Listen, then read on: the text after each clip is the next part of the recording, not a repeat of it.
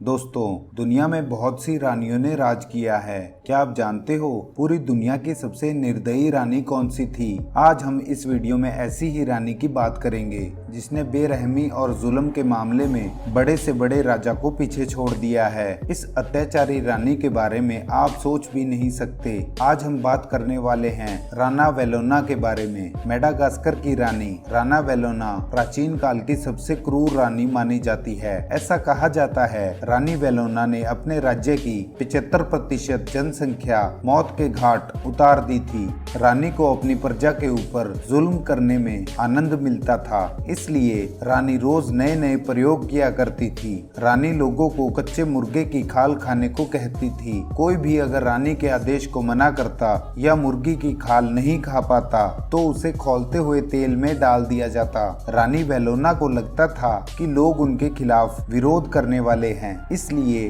वो लोगों की ईमानदारी को देखने के लिए नए नए प्रयोग किया करती थी। रानी वेलोना का जन्म 1778 में मेडागास्कर साम्राज्य में हुआ। रानी का जन्म मेडागास्कर के शाही परिवार में नहीं हुआ था। रानी का मेडागास्कर की गद्दी तक का सफर बहुत ही रोमांचकारी है। जन्म के बाद रानी का नाम रनावा रखा गया। जब रनावा का जन्म हुआ तब मेडागास्कर साम्राज्य में कुछ लोग विरोध कर रहे थे। राजा को जान से मारने का प्लान बनाया जा रहा था, लेकिन रनावा के पिताजी को इस प्लान के बारे में पता चल चुका था और उन्होंने ईमानदारी दिखाते हुए मेडागास्कर के राजा को इस प्लान के बारे में बता दिया। राजा सावधान हो गए थे और राजा को जान से मारने की योजना फेल हो गई। उसके बाद राजा रनोवा के पिता की ईमानदारी से बहुत खुश हुए। राजा ने अपने बेटे की शादी रनोवा से करने का फैसला लिया। राजा के बेटे का नाम प्रिंस रडामा था। राजा ने रनावा के पिता को विश्वास दिलाया कि रनावा ही रडामा की मुख्य पत्नी होगी। राजा के वादे से सीधा मतलब ये था कि आगे रनावा के बच्चे ही गद्दी पर बैठेंगे। धीरे धीरे समय निकलता गया। रनावा बड़ी हो चुकी थी। उनकी शादी प्रिंस रडामा से कर दी गई। प्रिंस रडामा की शादी के बाद 1810 में राजा की मौत हो गई। प्रिंस को मेडागास्कर का राजा घोषित कर दिया गया। राजगद्दी पर बैठने से पहले प्रिंस रडामा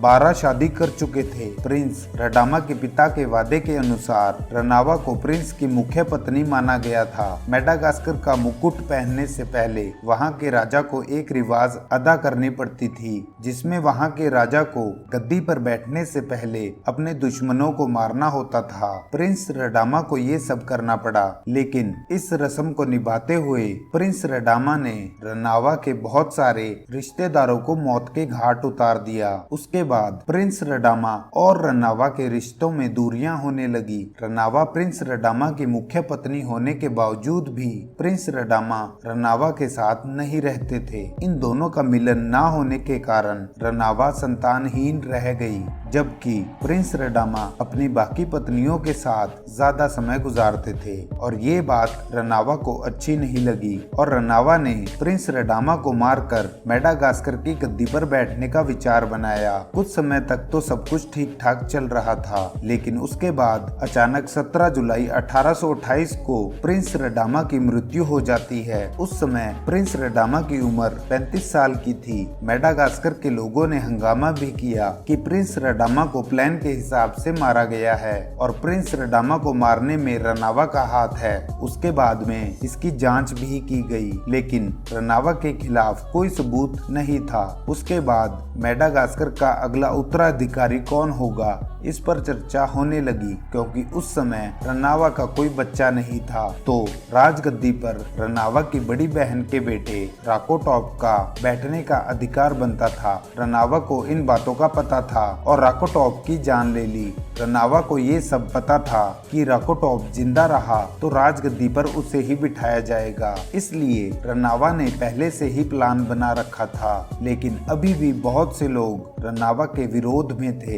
रनावा ने एक एक करके उन सभी लोगों को मौत के घाट उतार दिया। रनावा पूरे 1 साल तक अपने परिवार और दूसरे लोगों को जान से मरवाती रही। उसके बाद 12 जून 1829 को रनावा मेडागास्कर की गद्दी पर बैठ गई। गद्दी पर बैठने के बाद रनावा ने अपना नाम राना वेलोना रख लिया और वो मेडागास्कर राज्य की पहली महिला शासक बन गई। उसके बाद मेडागास्कर राज्य का खतरनाक दौर शुरू हो चुका था, जो अगले 30 सालों तक चला। रानी वेलोना का मानना था कि औरतों की हत्या करने से पाप लगता है, इसलिए रानी ने शाही घराने के सभी मर्दों की हत्या करवा दी और उनकी औरतों को जेल में कैद करवा दिया। रानी वेलोना ने शाही घराने की सभी औरतों को खाना भी नहीं दिया और उन सभी औरतों की भूख और प्यास की वजह से मौत हो गई। रानी वेलोना को यूरोपीय देश पसंद नहीं थे, इसी कारण यूरोप से आने वाले सभी साधनों को बर्बाद करवा दिया और यूरोप से अपने सारे संबंध खत्म कर दिए। उसके साम्राज्य में बहुत से यूरोपियन टीचर, व्यापारी और आम नागरिक ठहरे हुए थे। रानी वेलोना ने उन सभी को यूरोप वापस भेजने का आदेश दे दिया। रानी का ऐसा व्यवहार फ्रांस देश को अच्छा नहीं लगा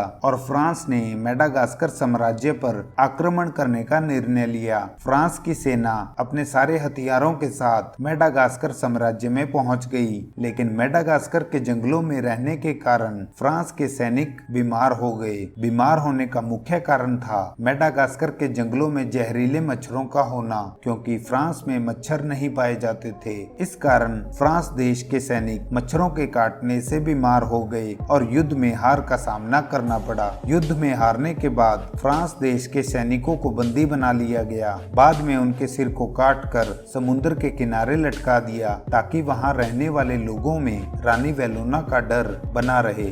रानी वेलोना ईसाई धर्म से भी नफरत किया करती थी, इसलिए रानी ने अपने साम्राज्य में ईसाई धर्म के प्रचार करने वाले लोगों की हत्या करवा दी और रानी ने अपने साम्राज्य में ईसाई धर्म को मानने पर रोक लगा दी। रानी वेलोना आम नागरिकों पर भी जुल्म करती। किसी भी इंसान को मौत की सजा उसके परिवार के सामने दी जाती, क्योंकि रानी वेलोना आम नागरिकों को तड़पकर मरते हुए देखना चाहती थी। इससे रानी को बहुत सुकून मिलता था, इसलिए रानी लोगों को मारने के लिए अलग अलग तरह के प्रयोग किया करती।